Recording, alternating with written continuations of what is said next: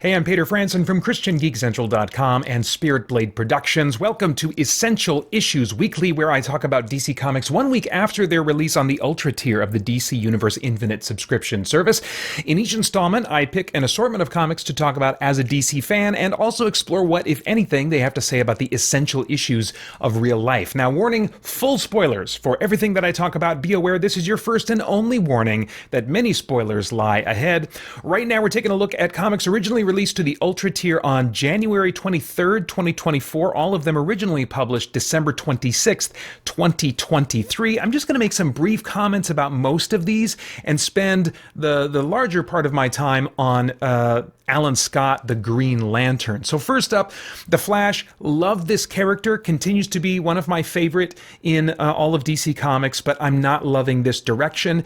They're exploring the Speed Force in a way that's taking Wally into these weird dimension-breaking, dimension-traveling stuff to the point where it's getting, like, weird and philosophical, like he's standing still in other dimensions instead of running around with blurs and electricity behind him. And I want my Flash to be running around and doing things at what we typically think of as super speed, not like vibrating and doing parallel dimension stuff to the point where you've entered this world of philosophical abstracts. That's not what I read the Flash for. And so I'm following this because it doesn't cost me any extra to read it on DC Universe Infinite, but I'm already ready for this story arc to be done and for the Flash to get back to what I really enjoy him for. I am really enjoying The Penguin, written by, I believe it's Tom King, and the Penguin is just really being played up as this, not just a brilliant tactical villain, but this extremely manipulative villain who's able to sway people, to convince people to serve him or convince them that they're obligated to serve him. I mean, it's really interesting the hold that he has over each of the people that he has been recruiting. And finally now in issue 5, he recruits the final person and he's getting ready to go back and take back Gotham. And so it's been a really fascinating build-up. Each of these members of his team is very specialized, very capable, and threatening in their own ways. And I've really been enjoying this read. I've long thought that, the Penguin is one of those characters that you have to work hard to make him cool, to make him interesting, certainly to make him feel threatening to me. And this is the first time I've ever read a Penguin story where I'm like, dang, this dude seems really, really dangerous. So I cannot wait to see how this sort of pseudo reinvention of the Penguin continues next month in the Penguin number 6. I'm still reading and really enjoying Jeff Johns' new run on the Justice Society of America. So much so that it flies by really fast. Like when I read each of these issues, I'm like, that's it, it's over, it's done. So I definitely am going to want to, when this first arc is done, go back and reread the whole thing, maybe in one go, because I just can't get enough of it. This issue is exploring the daughter of the Crimson Flame, who we're learning more about in the pages of Alan Scott, the Green Lantern, which takes place back in the 40s during Alan Scott, during his heyday, and they've kind of created this villain in that world that seems to be someone he was once romantically entangled with, a gay relationship that he was in, that through a various sort of events, he became a villain, and they're going head to head. But we're still building up to that in Alan Scott, the Green Lantern. So I'm just kind of putting some things together. But this is the daughter of that man that was a villain and lover of Alan's back in the day, and she, like Jade, Alan's daughter, has absorbed her father's power to the point where it has tinted her skin to the color of her father's ring. In this case, a red ring. And so anyway, I'm interested to see these ghosts of the past and the ripple effects they're having, and this new Crimson Flame character and the role that she may or may not play as a potential hero in the Justice Society. I've been enjoying the arc of Huntress trying to collect these villains that she knows one day in her future would have, now that future's been canceled, it's not a sure thing at all anymore, would have eventually eventually join the Justice Society and become heroes of a sort, but they're still currently villains in the present day where Helena Wayne is trapped. But she sees it as very important to gather up all these folks and try to sway them to the side of light a little bit earlier in their timeline. And so I'm finding that arc very interesting, and just also how Jeff Johns is seemingly grabbing more and more from the fringes of the DC universe. And I just love that, because there's no one like Jeff Johns when it comes to taking fringe, arguably cheesy, forgotten, neglected characters and finding things or creating things about them that are cool and compelling. So I'm really enjoying Justice Society of America, and number 8 was no exception. Okay, Cyborg, number 6. This closes out the arc. It's a 6-issue series or miniseries or whatever, and this is the final issue. And we had in the past this whole idea of Victor's father Silas dying and then kind of being recreated as an AI. And they've really, at first I thought they were going to play with the idea of, is he really his dad? Can we really say that this AI copy of his dad's neurological patterns is the same thing as his dad?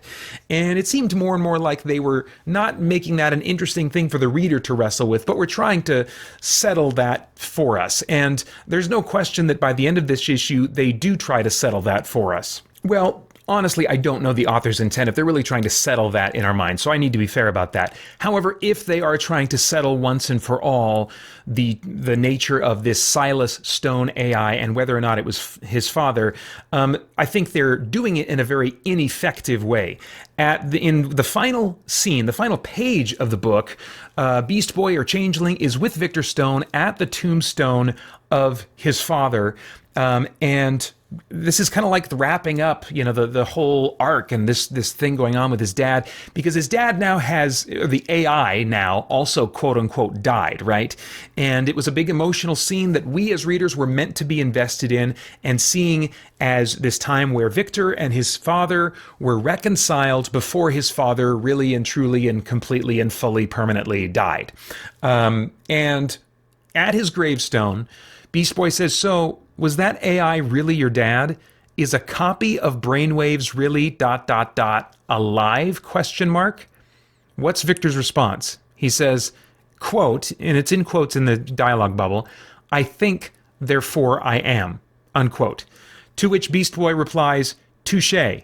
I'm sorry you went through so much of this alone." Now, I think that what's probably being danced around here that's difficult to deal with is that this is a hard question to answer at the time when someone is grieving. It would be, I think, a really hard truth for Victor to accept that the AI was not his father when he had experienced, as far as he was concerned, this reconciliation with his father. And so I don't know that, like, at the gravesite, while he's still, like, just in the early stages of mourning, that this is the time to really have this conversation. That's when people are in the midst of deep, intense emotion.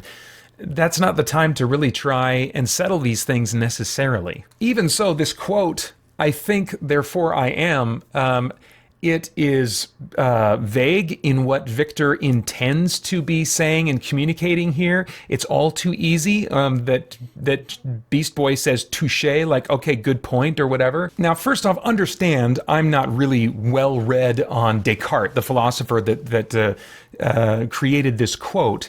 But from what I understand, what he was saying with that statement is that he could be sure that he himself existed because he himself was aware of his thoughts. He had a center of consciousness from which he was saying, I think, therefore I am. I am having these doubts about whether or not I exist, and yet I am aware that I, in my center of consciousness, am having these doubts. Therefore, something is existing that is having these doubts. I think, therefore I am. If I can verify that I am doing anything, then I exist. But that's not transferable here, because the question is not, Victor, are you really alive? The question is your dad alive? Now, maybe his dad, the AI of his dad, said at some point, "I think, therefore I am." But all that could be is an AI that is really effectively simulating what a person would say who's grappling with issues of existence and identity and stuff like that. It does nothing to provide evidence for Victor. It could just be evidence of Victor being fooled by a very convincing presentation of human-like characteristics. So this is all too simple of a kind of a sense of closure. And what's sad and I think very real to me is that when people are grieving, many times they are willing to accept things that are false and to not really think through them, because at least in the short term, it makes them feel better. That's where we get a lot of ideas, a lot of bad ideas at funerals. Well, people, if someone who loved golf died, they'll say, well, he's up there smiling and playing around a golf. I'm like, well, what's your position of perspective that gives you this unique perspective to know that that is what he's doing? What's your source on that? We just hear people, and sometimes can be guilty ourselves, of letting things slip out that in the moment we think will at least be comforting, but are they really true? And what's comforting in the long term, I think only is the hope that we have in Jesus. There's a lot more that could be said about that, but I think that there's an interesting phenomenon about grieving and the interaction with truth when someone is grieving, and their interaction or acceptance maybe of falsehood when they're grieving, that I think this issue in the last page unintentionally creates a springboard to really think about. Now, what I want to spend the bulk of my time really talking about is Alan Scott Green Lantern #6. I'm a big fan of Green Lantern, more the Silver Age and onward iterations, but over the years, of course, I really came to love Alan Scott as a character, and so I was disappointed, first just mildly, when the new version of the Golden Age that launched with the New 52 made Alan Scott younger. That was actually the most irritating thing to me, is to make him younger instead of like an older veteran, a senior citizen type thing. But then they also made him a gay character, and eventually that New 52 Golden Age went away, and the regular Golden Age came back, but they seemingly couldn't resist and brought that idea forward and retconned Alan Scott, Green Lantern, as a gay character, even though he's never been written that way, certainly wasn't written that way in his formative years in the 40s, but nevertheless, that's what's going on in DC Comics lately with Alan Scott. Now, this series has been exploring, I think, some worthwhile topics, one of the main ones being the way that gay people have been treated in the past, to the point of them, being mistreated by law enforcement and the laws themselves, in terms of like them being criminal deviants and being forced, maybe in some situations, into some really harmful attempts at therapy and stuff like that, And is it worth shedding a light on these kinds of practices? Sure, yeah. But along the way, in issue #3, it's taken a step further, and really God is brought into the equation through the character of the Spectre, who I also happen to be a huge fan of, not going all the way back to his Golden Age material, but in particular the John Ostrander, Tom Mandrake run in the 90s, which is one of my favorite comic book runs of all time, that really dipped back into the roots of the character as a concept that springs out of Judeo-Christian theology and morals, and in particular what maybe the writers would consider a quote-unquote Old Testament God, or that has situations where wrath is being expressed in these really destructive acts of God. We see that certainly in the Old Testament. I think people wrongly attribute that as being different, God being different in some way. If you read the Psalms, if you read the entirety of the Old Testament, you see that his character is actually loving and compassionate and consistent, and there's also some of his wrath expressed in the New Testament as well. So there's absolute consistency across the board. But in any case, the Spectre was always very much coming out of that tradition of philosophy and morals. But the opportunity seems to be taken in this issue of Alan Scott Green Lantern to sort of retcon the Spectre's, and by association, God's moral standards. Before we get to that, I just want to, as we're going through the different panels here, just pause on a few that really caught my attention on a philosophical level. Alan Scott, as he's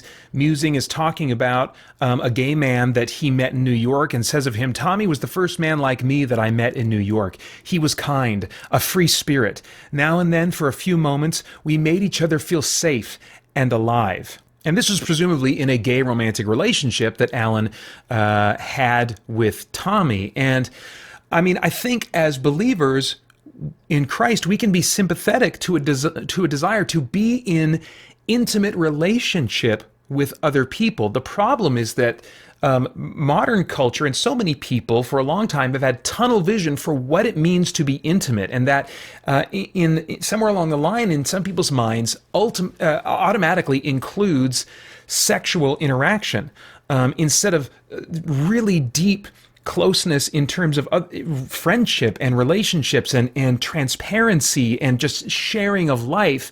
There's an interesting interview with one of the writers of livingout.org, which is a ministry that I've been getting to know a little bit more and more. This writer for that website, talked on their podcast about how they realized that as they were searching for companionship and love, that really ultimately what they wanted was not the sexual component. They thought that was what was going to make them really feel fulfilled, but it actually wasn't. What they really wanted was to be loved, to be cared for, to have really deep and close relationships with others, including with other men. But they kind of got mixed in there, the idea that must include this sexual aspect as well, that they must be meant to go down that path. And this man is not alone in having that experience. And so I think as we are hearing people from the LGBTQ plus community talk about a desire for love, that there's different things going on with that word love, but I think at the very least it's important that we be sympathetic to their desire for deep, close relationships, and have compassion for them in that. The desire, as Alan Scott here says, to feel safe and alive. These are, of course, wonderful things that we would want everyone to experience. It's just a matter of, at some point, seeing if there's room in their mind to pursue those things outside of sexual relationships. Well, anyway, Alan, in investigating these murders involving gay men, is in a delicate situation because there are connections to him that could be drawn that would expose the nature of his sexuality, and so he's really trying to keep that a secret because, of course, it would cause him a ton of problems. And so, as he's interacting with Jay Garrick, the Flash, about this, the Flash has wanted to kind of help him out, and Alan's like, no, I work better alone, and Flash basically says, well, it's a little too late for that because the Spectre is already on the case. So that's when we cut to Jim Corrigan, kind of dressed in a suit with a black or a green suit, green overcoat that kind of hints at the Spectre colors. I don't know that he was ever portrayed this way when he was functioning as the Spectre in the Golden Age comics. It's possible, but I honestly don't know. But what's interesting to me is under many writers, when the Spectre enters the story, he is called the Wrath of the Unavenged Dead, or some kind of like the spirit of wrath. God usually doesn't come into the equation, certainly not like he did in the Ostrander Mandrake series. One of the things that I appreciated about it, and many writers seem to want to ease off and like not use the big G word when talking about the Spectre, but keep it really vague, and he just hears this voice, nudge, nudge, wink, wink, conclude what you want about that. But here, in this issue, the ties to God are drawn pretty clearly. For example, when he shows up and chasing a criminal, he floats down from the sky, and the criminal says, "Holy," and then he gets cut off. In the next panel, Jim Corrigan says, "That's exactly right." So already, he's saying he's associated with God, who is holy, who is perfect, who is so far above and beyond what we call good that we have to use the word holy to describe the otherness of who God is. Now, whether the writer's aware that that's the idea behind holy or not, it's still an interesting word to attach to the Spectre at this point. A few panels later, Jim Corrigan says the eyes of God see all things. So again, to see the big G word brought into the Spectre is not as common as you might think in how the character has been handled. What's interesting from from the standpoint of a fan of the Spectre, and just in terms of how this character behaves and talks and stuff, the writing of the Spectre here does not feel consistent with what I've seen of him in the past. Certainly not of the classic John Ostrander, Tom Mandrake run of the Spectre. He seems a lot more folksy in the way he talks, even when there are dialogue bubbles where they're surrounded by green flames. That usually indicates that the spirit of wrath at least is part of the equation in who is talking right now. There were some interesting things done in the Ostrander Mandrake run in terms of like, okay, who is speaking? Is it Jim Corrigan talking, or is it the spirit of wrath talking? The Spectre really in that series was said to be this combination of the two. And if that understanding is being employed here, then it definitely seems like Jim Corrigan of the two is much more dominant than the spirit of wrath, which in other times that the Spectre has been written, whether it's the Ostrander run or somewhere else, has a more formalized way of speaking, the sort of almost classical King James, maybe without the these and thous, but still this a bit of grandness to the language that just doesn't seem to be in use here. I mean, he says to Alan Scott, when I'm in the outfit, I really need you to call me the Spectre. When I'm in the outfit, and like I really need you to call me the Spectre. What is this? This feels way too casual, way too folksy. The Spectre, in the iterations that have been most formative to my understanding of him, is this figure when he comes on, look out, because it's about to go down. And even like the other heroes that were with him were uncomfortable being around him. And so this level of relaxed familiarity, especially between these two characters that haven't known each other for very long, and Jim Corrigan has not been the Spectre for very long. He even says at one point in the issue, it feels very inconsistent to me with how the character has been written pretty much every other time I've run into him in DC Comics. What's interesting, though, is that the Spectre, in talking to Alan, confesses that he only recently died and became an agent of the Almighty, and then adds, "You're not the only one dealing with identity issues."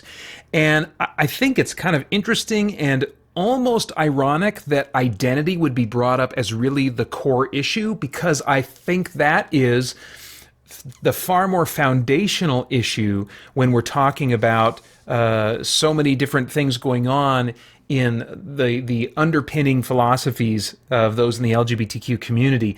Identity is a far more core issue than who you're attracted to, who you're having sex with.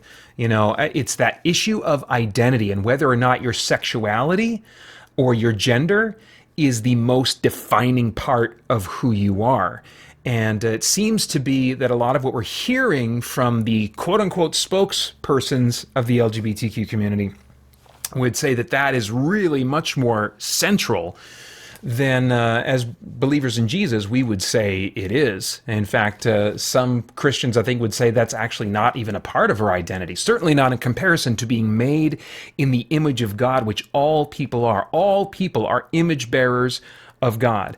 And then on top of that, those who look to Jesus for forgiveness are adopted and brought into God's family and given an incredible role. And so there's so much identity stuff that has nothing to do with who we're interested in sleeping with. And I think that made in the image of God component is the really valuable one for us to emphasize, because that is true of even those who are not believers in Jesus. And it's, I think, arguably trumps even being adopted into God's family as the thing that makes people of greatest worth and significance. Well, in the next panel, we get the first indication that the Spectre, maybe God by extension, is approving of Alan pursuing homosexual relationships. Alan is feeling guilty because he believes some of these men died because of him. And the Spectre counters saying, Alan, you loved them. A little while later, he says, you didn't kill those men. You certainly didn't kill Johnny Ladd. And if you think being framed for murder is God's retribution for acts of love that some of his less enlightened children call crimes, then you just don't know him like I do. This is where it strikes me as the writer kind of using the character of the Spectre and really leaning into the God talk in order to kind of create a story in which God blesses homosexual unions. But what's interesting here is that the language is being generated not from Judeo-Christian teaching. The whole idea of people being less enlightened, that's more Eastern philosophy. The whole idea of enlightened is more Eastern philosophy. You're not really going to see that as being the language of Scripture. You're going to see wisdom as a major component of the Tanakh, the Old Testament, and the New Testament.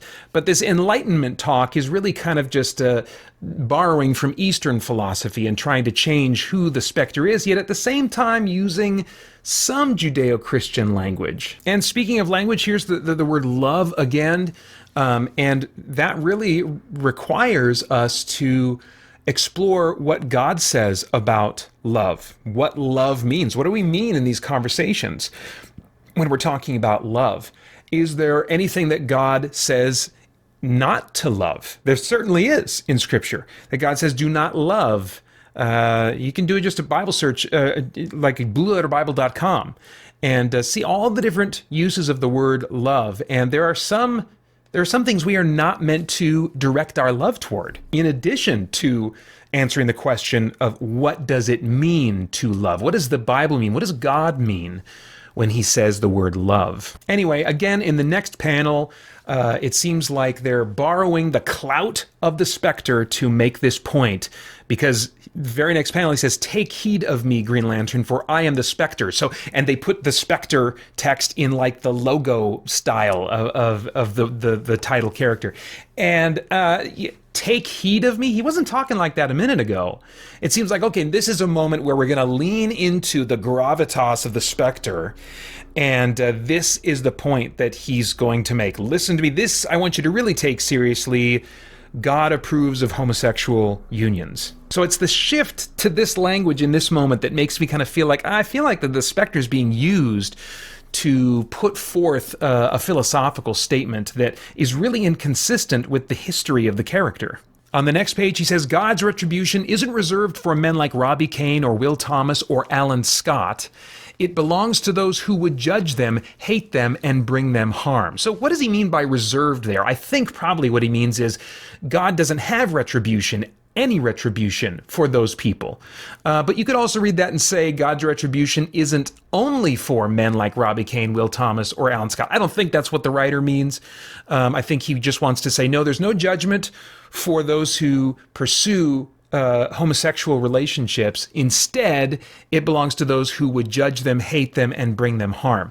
But the truth is, we are all under God's wrath. We are all in need of forgiveness. And apart from Christ and what he has done for those of us who put our trust in him for forgiveness, we would still be under God's wrath. And the one sobering thing that I'll agree with that the Spectre says is that, and believe me, sooner or later that retribution will come. And that is soberingly true. The Spectre also says on the next page, you, Alan, are no more a sinner than anyone, and Johnny's death was not your fault. You know, depending on the sense in which this statement is meant, there is actual truth to this, that those who are gay are not greater sinners than others. It's a different type of sin. Sometimes it can have a greater ripple effect. Certain sins can have certain wider ripple effects. You know, so we need to be, this is a little bit kind of too broad and kind of sloppy and reckless language. But I think what we can agree with here is that engaging in homosexual sex is grievous in the same way that other types of unbiblical sex are. sex outside of marriage, infidelity, promiscuity, all these different things that can happen in heterosexual people's lives are also sinful and should not be demoted in how we look at them in terms of like the intensity of the sin compared to the pursuit of homosexual activity. The next panel, though, is really telling to me. First, from a writing standpoint, from the way the Spectre's treated, it's very inconsistent with what we've seen of the Spectre, the Jim Corrigan Spectre in particular. The Spectre wraps his arms around Alan, who seems to be wrapping his arms around the Spectre's neck and sobbing into his shoulder. And the Spectre is comforting him here. This is so out of character of the Spectre. So from a pure writing standpoint, setting aside, philosophical worldview stuff, I'd say this is weird, But look at the heart cry here. The Spectre is a stand-in, I believe, in terms of like the way he's being used as a writing tool. He's a stand-in for God. And I think what this speaks to is the desire for that gay people have to be accepted, to be loved, to be cared about. Maybe specifically by God.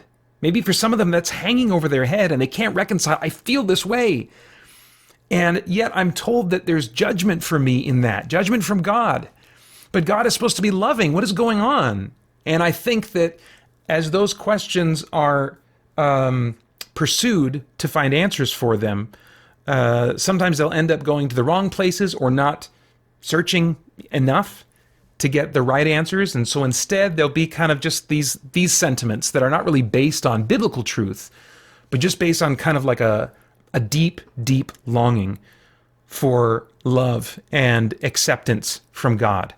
And so I think it's important for us as believers to see what I think, again, I'm speculating, but what I think is the heart cry behind this panel right here, for reconciliation with God, for acceptance from God. And the fact is that we all experience this kind of reconciliation with God when we turn to Jesus for forgiveness, who tirelessly gives it to us again and again. No matter how many times we fall and fail, he forgives again and again. He's not waiting for us to clean up our lives. He's wanting us to come to him for forgiveness, and then he will nurture us and bring us into the life that he wants us to have. But that forgiveness, that's offered day one when we turn to him, and offered tirelessly every day after that, no matter how many times we fail. This is the hard cry, I think, Christians, and the thing we need to have in mind as we're entering into conversations with people who are experiencing same-sex attraction or gender dysphoria, that there's a deep heart cry for reconciliation, for love, for compassion, for acceptance of them as being valuable. I think the problem is often that desire is tied up and defined by also accepting the things that they choose to pursue, So as believers, the challenge with us is to make it so undeniably clear that we have love and compassion for those that are experiencing these things, even as we don't agree with their pursuit of the things that they're pursuing that are harmful to themselves and to others. So there's more stuff here that I kind of could nitpick. The Spectre says, if God himself didn't want you to love, then how could you? That's just echoing something that Alan and his lover kind of said to each other earlier on in the series. And then again, he kind of uses the Spectre clout and says, I, the Spectre, am actually not all that spiritual. Ironic, I know. And I tell you this so you'll understand. I'm not spouting church doctrine or religious ideology here. This is all very real for me. God is real. He's an actual voice that calls to me. So he spends a lot of time just kind of propping himself up as a source of truth from God. And it does get a little bit tiresome. It feels a little bit too on point. But I feel like I've said pretty much all that I want to say about this issue. Philosophically, I have some problems with the worldview stuff being promoted and presented here. Just like from a writing geeky, nerdy Spectre fan standpoint, I'm not feeling the consistency at all with what's come in the past. But I think, again, it's so important that we develop compassion when we even read stories or experience stories that maybe are rubbing us the wrong way because they're putting something out there that we disagree with and find harmful. It's important that we not lose compassion in those moments. And that's actually why I am wearing the violet ring representing compassion in the Green Lantern color spectrum. If you want some more information about like how you can develop compassion and be equipped for conversations with those that are experiencing same-sex attraction or gender dysphoria or a number of other things, livingout.org is not a resource I can vouch for yet. I've just over the last year or so been exploring it on and off, but I'm kind of digging into it more now, and you might at least check it out and see if there's some useful stuff there. It's a very biblical approach that does not water down or compromise scripture as they are kind of figuring out how to help believers that are experiencing these things. And it is written, I think, almost exclusively by believers who are experiencing or have experienced same-sex attraction and gender dysphoria. And so, if you yourself are experiencing those things, then you'll be able to find folks writing from that perspective, but also who are endeavoring to hold true to Scripture and to live their lives for Jesus. So anyway, livingout.org may be a resource that you will find helpful. But I think those are all of my thoughts for now. Which of these books has your attention? I mean, I mostly focused on just the one, but I would love to get your thoughts and reactions in the comments below. Remember to check out christiangeekcentral.com for tons more content. Thanks for watching. Bye-bye. For more chat about geek entertainment, answers to your questions, and news from the wider world of Christian geekery, get the Christian Geek Central podcast today on iTunes and other podcast services.